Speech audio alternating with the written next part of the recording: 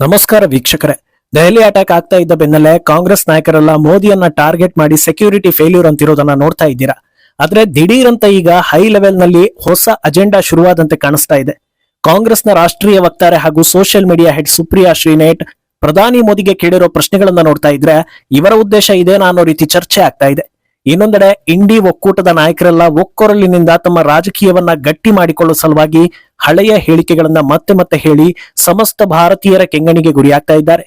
ಆದ್ರೆ ತಮ್ಮ ರಾಜಕೀಯದ ಸಲುವಾಗಿ ತಾವು ಯಾವುದೇ ರೀತಿಯ ಹೇಳಿಕೆಗಳನ್ನ ಕೊಟ್ಟರು ಈ ಹಿಂದೆ ನಡೆದಿರೋ ಕೆಲವು ಘಟನೆಗಳು, ಆ ಸಂದರ್ಭದಲ್ಲಿ ಇವರು ತೆಗೆದುಕೊಂಡಿದ್ದ ನಿರ್ಧಾರಗಳು, ನಿಲುವುಗಳು ಇದೆಲ್ಲವೂ ಕೂಡ ಮುನ್ನಡೆಗೆ ಬಂದು ಮತ್ತೆ ಬ್ಯಾಕ್ ಫೈರ್ ಆಗುವಂತೆ ಮಾಡ್ತಾ ಇದೆ. ಇದೆಲ್ಲವನ್ನ ಒನ್ ಬೈ ಒನ್ ವಿವರಿಸ್ತಾ ಹೋಗ್ತೀವಿ.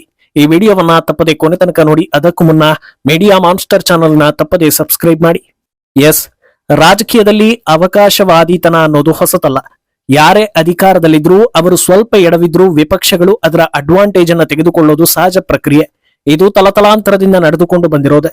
ಆದ್ರೆ ಕೆಲವೊಂದು ಸಲ ಈ ಡಬಲ್ ಸ್ಟ್ಯಾಂಡರ್ಡ್ ಗಳನ್ನ ಅದೆಷ್ಟೇ ಮರೆಮಾಚೋದಕ್ಕೆ ಹೋದ್ರೂ ಅದು ಜನರಿಗೆ ಬಹುಬೇಗ ಅರ್ಥ ಆಗುತ್ತೆ. ಅದರಲ್ಲೂ ದೇಶದ ಭದ್ರತೆ ವಿಚಾರದಲ್ಲಿ ಡಬಲ್ ಸ್ಟ್ಯಾಂಡರ್ಡ್ ಮಾಡೋದಕ್ಕೆ ಹೋದ್ರೆ ಜನರು ಬೇಗ ಅದನ್ನು ಗುರುತಿಸಿ ಸರಿಯಾಗಿ ಪ್ರಶ್ನೆ ಮಾಡಿ ಬಾಯಿ ಮುಚ್ಚಿಸ್ತಾರೆ. ದೆಹಲಿ ಬ್ಲಾಸ್ಟ್ಗೆ ಭದ್ರತಾ ವೈಫಲ್ಯ ಕಾರಣ ಅನ್ನೋದನ್ನ ಕಾಂಗ್ರೆಸ್ ಹಾಗೂ ವಿಪಕ್ಷಗಳು ಸತತವಾಗಿ ಹೇಳ್ತಾ ಬಂದಿವೆ. ಈಗ ಇನ್ನೂ ಒಂದು ಹಂತ ಮುಂದಕ್ಕೆ ಹೋಗಿ ಪ್ರಧಾನಿ ಮೋದಿಯನ್ನ ಸಿಕ್ಕಿಸೋದಕ್ಕೆ ಹೋದ ಕಾಂಗ್ರೆಸ್ ವಕ್ತಾರೆ ತಾವೂ ಸಿಕ್ಕಿ ಬೀಳೋದಲ್ಲದೆ ಕಾಂಗ್ರೆಸ್ನ ಮುಂದಿನ ನಡೆ ಏನು ಅನ್ನೋದನ್ನ ಜನರಿಗೆ ಅರ್ಥವಾಗುವಂತೆ ಮಾಡಿದ್ದಾರೆ. ತಮ್ಮ ಎಕ್ಸ್ ಖಾತೆಯಲ್ಲಿ ಟ್ವೀಟ್ ಮಾಡಿರೋ ಸುಪ್ರಿಯಾ ಶ್ರೀನೇಟ್, ದೆಹಲಿ ಬಾಂಬ್ ಬ್ಲಾಸ್ಟ್ ಆಗಿ 50 ಗಂಟೆಗಳು ಕಳೆದಿವೆ. ಮೋದಿ ಸರ್ಕಾರ ಇದನ್ನ ಉಗ್ರ ಕೃತ್ಯ ಅಂತ ಒಪ್ಪಿಕೊಂಡಿದೆ. ಮತ್ತ್ಯಾಕೆ ಪಾಕಿಸ್ತಾನದ ಮೇಲೆ ಒಂದೇ ಒಂದು ಆರೋಪವನ್ನ ಮಾಡ್ತಾ ಇಲ್ಲ? ಪಾಕಿಸ್ತಾನದ ಹಸ್ತಕ್ಷೇಪ ಇಲ್ಲದೆ ಭಾರತದಲ್ಲಿ ಉಗ್ರ ಕೃತ್ಯ ನಡೆಯೋದಕ್ಕೆ ಸಾಧ್ಯನಾ ಅಂತ ಕೇಳ್ತಾರೆ. ಕಣ್ಣನ್ನ ಎರಡೆರಡು ಸಲ ಉಜ್ಜಿಕೊಂಡು ನೋಡಿದ್ರು ಕಾಂಗ್ರೆಸ್ ವಕ್ತಾರೆ ಇದೇ ವಿಚಾರವನ್ನ ಟ್ವೀಟ್ ಮಾಡಿರೋದು.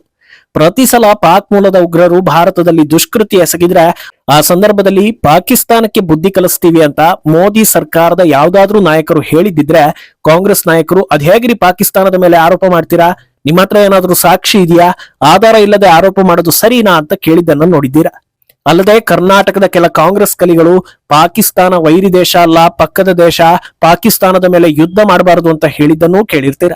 ದೇಶವನ್ನ ತಾಯಿ ಅಂತ ತಿಳಿದವರಿಗೆ ನಮ್ಮ ತಾಯಿಗೆ ಸಣ್ಣ ಸಮಸ್ಯೆ ಆದ್ರೂ ಅದನ್ನ ಸಹಿಸಿಕೊಳ್ಳಲಾಗದಂತ ಭಾವನೆ ಇರುವವರ ಬಾಯಲ್ಲಿ ಇಂಥ ಹೇಳಿಕೆ ಬರೋದಿಲ್ಲ. ಹಾಗಿದ್ರೂ ಕೆಲವರ ಬಾಯಲ್ಲಿ ಇಂಥ ಹೇಳಿಕೆ ಬರುತ್ತೆ ಅಂದಾಗ ಅದಕ್ಕೆ ಯಾವ ಪದವನ್ನ ಬಳಸಬೇಕು ನಮಗೆ ಗೊತ್ತಿಲ್ಲ.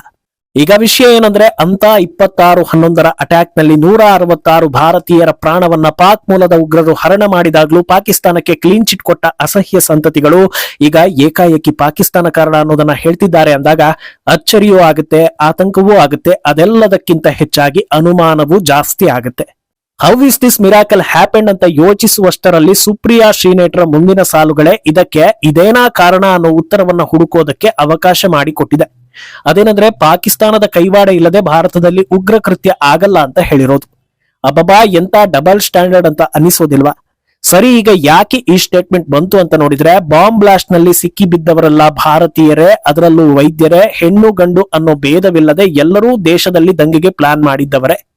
ಇವರಿಗೆ ಪಾಕ್ ಉಗ್ರ ಸಂಘಟನೆಗಳ ಲಿಂಕ್ ಇತ್ತು ಅನ್ನೋದು ಸೆಕೆಂಡರಿ. ಆದ್ರೆ ಇವರೆಲ್ಲರೂ ಭಾರತೀಯರು, ಅದರಲ್ಲೂ ಕಾಂಗ್ರೆಸ್ ವೋಟ್ ಬ್ಯಾಂಕ್ನವರು ಅನ್ನೋದು ಅಷ್ಟೇ ಸತ್ಯ.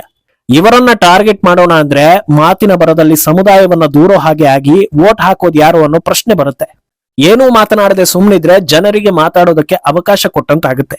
ಏನಾದ್ರೂ ಮಾಡ್ಬೇಕು, ಆದ್ರೆ ಏನ್ ಮಾಡ್ಬೇಕು ಅನ್ನೋದು ಗೊತ್ತಾಗ್ತಾ ಇಲ್ಲ ಅನ್ನೋ ಈ ಸಮಯದಲ್ಲಿ ನಮ್ಮ ವೋಟ್ಗಳನ್ನ ರಕ್ಷಿಸಿಕೊಳ್ಬೇಕು ಅಂದ್ರೆ ಪಾಕಿಸ್ತಾನವನ್ನ ಅಪರಾಧಿ ಸ್ಥಾನದಲ್ಲಿ ನಿಲ್ಲಿಸಲೇಬೇಕು, ಬೇರೆ ದಾರಿಯೇ ಇಲ್ಲ ಅನ್ನೋ ಕನ್ಕ್ಲೂಷನ್ಗೆ ಬಂದು ಪಾಕಿಸ್ತಾನವನ್ನ ದೂರಿದ್ದಾರಾ ಅನ್ನೋ ಪ್ರಶ್ನೆ ಹುಟ್ಟಿದೆ.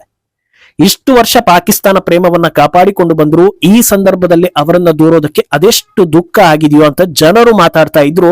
ಅದಕ್ಕೆ ಪ್ರೂಫ್ ಇಲ್ಲದೆ ಇರೋ ಕಾರಣ ನಾವು ಅದನ್ನ ಹೇಳೋದಿಲ್ಲ. ಏನು ಇಷ್ಟಕ್ಕೆ ಸುಮ್ಮನಾಗಿದೆ. ಇನ್ನೂ ಒಂದಷ್ಟು ಮಾತುಗಳನ್ನ ಸುಪ್ರಿಯಾ ಹೇಳ್ತಾ ಹೋಗ್ತಾರೆ. ಪಾಕಿಸ್ತಾನ ಒಂದೇ ಒಂದು ಸಣ್ಣ ದುಷ್ಕೃತ್ಯ ಎಸಗಿದ್ರು ಅದನ್ನ ವಾರ್ ಆಫ್ ಆಕ್ಟ್ ಅಂತ ಪರಿಗಣಿಸಲಾಗುತ್ತೆ ಅನ್ನೋದನ್ನ ಮೋದಿ ಹೇಳಿದ್ರು. ಈಗ ಈ ಉಗ್ರ ಕೃತ್ಯಕ್ಕೆ ಪಾಕಿಸ್ತಾನಿ ಮೂಲದ JEM ಉಗ್ರ ಸಂಘಟನೆ ಲಿಂಕ್ ಇರೋದು ಗೊತ್ತಾಗಿದೆ. ಇಷ್ಟಾದ್ರೂ ಮೋದಿ ಸೈಲೆಂಟ್ ಆಗ್ಬಿಟ್ಟಿದ್ದಾರೆ. ಯಾಕೆ ಈ ರೀತಿ ಆಗಿದ್ದಾರೆ? ಮೋದಿಯ ನಿರ್ಲಕ್ಷ್ಯದಿಂದ ಭಾರತೀಯರಿಗೆ ದೊಡ್ಡ ಅಭದ್ರತೆ ಕಾಡ್ತಾ ಇದೆ. ಮೋದಿಯ ಈ ಗುಣ ಭಾರತಕ್ಕೆ ದುಬಾರಿ ಆಗ್ತಾ ಇದೆ ಅಂತ ಸುಪ್ರಿಯಾ ಶ್ರೀನೇಟ್ ಹೇಳ್ತಾರೆ. ದುರಂತ ಏನಂದ್ರೆ ಈ ಕೃತ್ಯ ಎಸಗಿದ ವೈದ್ಯ ಉಗ್ರರ ಬಗ್ಗೆ ಇಡೀ ಇಂಡಿ ಒಕ್ಕೂಟದ ಯಾರ ಬಾಯಲ್ಲೂ ಒಂದೇ ಒಂದು ಮಾತು ಬಾರದೇ ಇರೋದು.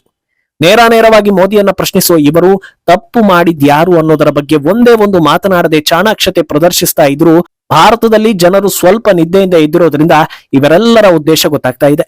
ಯಾಕೆ ಸುಪ್ರಿಯಾ ಶ್ರೀನೇಟ್ ಹೇಳಿಕೆ ಭಾರತೀಯರ ಆಕ್ರೋಶಕ್ಕೆ ಕಾರಣವಾಗ್ತಾ ಇರೋದು ಅಂದ್ರೆ 26/11 ಅಟ್ಯಾಕ್ ಆದಾಗ ಒಂದು ಕಡೆ ಕಾಂಗ್ರೆಸ್ ನಾಯಕರು ಪಾಕಿಸ್ತಾನ ಅಲ್ವೇ ಅಲ್ಲ ಅಂದ್ರು, ಅದರ ಬೆನ್ನಲ್ಲೇ ಶ್ರೀಯುತ ದಿಗ್ವಿಜಯ್ ಸಿಂಗ್ ಅವರು ಇದನ್ನ RSS ಮಾಡಿಸಿದ್ದು ಅಂದ್ರು, ಅದರ ಬೆನ್ನಲ್ಲೇ ಉಗ್ರನ ಕೈಯಲ್ಲಿ ಹಿಂದೂ ದಾರ ಇತ್ತು, ಐಡಿಗಳಲ್ಲಿ ಹಿಂದೂ ಹೆಸರಿತ್ತು ಅನ್ನೋದನ್ನ ಹೇಳಿ ಹಿಂದೂ ಉಗ್ರ ಅನ್ನೋದನ್ನ ಜನರ ತಲೆಯಲ್ಲಿ ಬಿತ್ತೋದಕ್ಕೆ ಬಹಳಷ್ಟು ಪ್ರಯತ್ನ ಪಟ್ರು.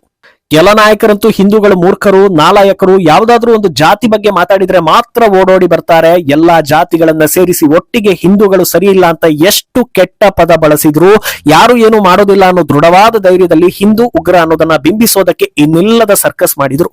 ಆದ್ರೆ ಕೊನೆಗೆ ಕಸಬ್ ಕೈಯಲ್ಲಿದ್ದ ದಾರದ ಹಿನ್ನೆಲೆ ಗೊತ್ತಾಗ್ತಾ ಇದ್ದ ಹಾಗೆ ಇನ್ನು ಇದನ್ನ ಹೇಳಿದ್ರೆ ಜನರಿಗೆ ಗೊತ್ತಾಗಿ ಬಿಡುತ್ತೆ ಅಂತ ಸೈಲೆಂಟ್ ಆಗ್ಬಿಟ್ರು.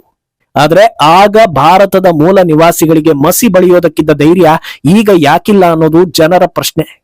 ಅಂದ್ಹಾಗೆ ಈಗ ಪಾಕಿಸ್ತಾನದ ಮೇಲೆ ಆರೋಪ ಮಾಡೋ ಇವರು ಇದೇ ಬಾಂಗ್ಲಾ ಹಾಗೂ ಪಾಕಿಸ್ತಾನದಿಂದ ಬಂದು ಇಲ್ಲಿ ನೆಲೆಸಿರೋ ಅಕ್ರಮ ನಿವಾಸಿಗಳು ಯಾವತ್ತೂ ನಮ್ಮ ದೇಶದ ಸೆಕ್ಯೂರಿಟಿಗೆ ದೊಡ್ಡ ಸವಾಲು, ಅವರನ್ನ ಆಚೆ ಕಳಿಸ್ಬೇಕು ಅಂತ ಹೇಳಿದ್ರೆ ಹೆಜ್ಜೆ ಹೆಜ್ಜೆಗೂ ಅಡ್ಡಗಾಲು ಹಾಕ್ತಾರೆ.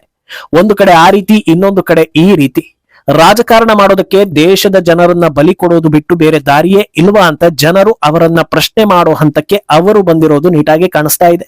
ಈಗ ಇದೆಲ್ಲದಕ್ಕೂ ಮೋದಿಯೇ ಜವಾಬ್ದಾರಿ ಅನ್ನೋದಾದ್ರೆ ಸರಿ, ಮುಂದೆ ಈ ರೀತಿ ಆಗದಂತೆ ತಡೆಯೋದಕ್ಕೆ CAA, SIR, ಅಕ್ರಮ ನಿವಾಸಿಗಳನ್ನ ಆಚೆಗಟ್ಟೋದಕ್ಕೆ ಸಪೋರ್ಟ್ ಮಾಡಬೇಕು. ಇದನ್ನ ಮಾಡ್ತಾರಾ ಇಲ್ವಾ ಅನ್ನೋದಕ್ಕೆ ಉತ್ತರ ನಿಮ್ಮ ಬಳಿಯೇ ಇದೆ. ಇನ್ನೊಂದೆಡೆ ಇನ್ನೊಂದು ರೀತಿಯ ಓಲೈಕೆ ಕೂಡ ಶುರುವಾಗಿದೆ, ಅದು ಭಯೋತ್ಪಾದನೆಗೆ ಧರ್ಮವಿಲ್ಲ ಅನ್ನೋದು. ದೇಶದ ವಿರುದ್ಧ ಯಾವುದೇ ರೀತಿಯ ಷಡ್ಯಂತ್ರ ಕೆಲಸಗಳು ನಡೆದರೂ ಮುಂದಿನ ಸಾಲಲ್ಲಿ ನಿಲ್ಲುವಂತೆ ಕಾಣಿಸಿಕೊಳ್ಳೋ ಅಖಿಲೇಶ್ ಯಾದವ್ ಈ ನುಡಿಮುತ್ತುಗಳನ್ನು ಉದುರಿಸಿದ್ದಾರೆ.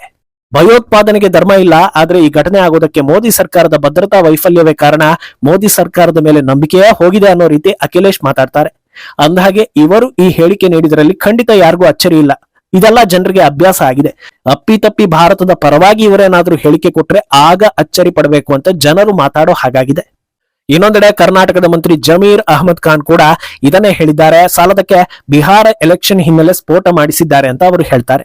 ಸರಿ, ಬಿಹಾರ ಎಲೆಕ್ಷನ್ ಹಿನ್ನೆಲೆಯೇ ಬ್ಲಾಸ್ಟ್ ಆಗಿದೆ ಅಂತ ಒಂದು ಪಕ್ಷ ಅಂದುಕೊಂಡ್ರು, ಬಾಂಬ್ ಬಿಟ್ಟಿದ್ಯಾರು, ಅವರಿಗೆ ತಲೆಯಲ್ಲಿ ಬುದ್ಧಿ ಇರ್ಲಿಲ್ವಾ ಅನ್ನೋ ಪ್ರಶ್ನೆ ಹುಟ್ಟುತ್ತೆ. ಅದಕ್ಕೆ ಇವರ ಬಳಿ ಉತ್ತರ ಇಲ್ಲ ಅನ್ನೋದು ವಾಸ್ತವ. ಆದ್ರೆ ಈ ರೀತಿ ಮಾಡಿಯೇ ಅವರ ಸಮುದಾಯದಲ್ಲಿ ಕೆಲವರು ತಮ್ಮ ಪಾಡಿಗೆ ತಾವು ಬದುಕ್ತಾ ಇರ್ತಾರಲ್ವಾ, ಅಂತವರ ಜೀವನವನ್ನು ಇವರು ಹಾಳು ಮಾಡ್ತಾ ಇದ್ದಾರೆ. ಪದೇ ಪದೇ ಒಂದೇ ರೀತಿಯ ಘಟನೆಗಳು ಒಬ್ಬರಿಂದಲೇ ಆಗ್ತಾ ಹೋದಾಗ ಜನರು ಅವರಿಂದ ದೂರ ಸರಿಯೋ ಹಾಗಾಗುತ್ತೆ. ಇದರಿಂದ ಸಮುದಾಯದಲ್ಲಿರೋ ಒಳ್ಳೆ ವ್ಯಕ್ತಿಗಳಿಗೂ ಸಮಸ್ಯೆ ಆಗುತ್ತೆ ಅನ್ನೋದನ್ನ ಯೋಚಿಸ್ಬೇಕಲ್ವಾ. ಮುಂದೇನಾಗುತ್ತೆ ಅನ್ನೋದನ್ನ ಕಾದು ನೋಡ್ಬೇಕು. ಈ ಬಗ್ಗೆ ನಿಮ್ಮ ಅಭಿಪ್ರಾಯವನ್ನ ತಪ್ಪದೆ ಕಮೆಂಟ್ ಮೂಲಕ ತಿಳಿಸಿ.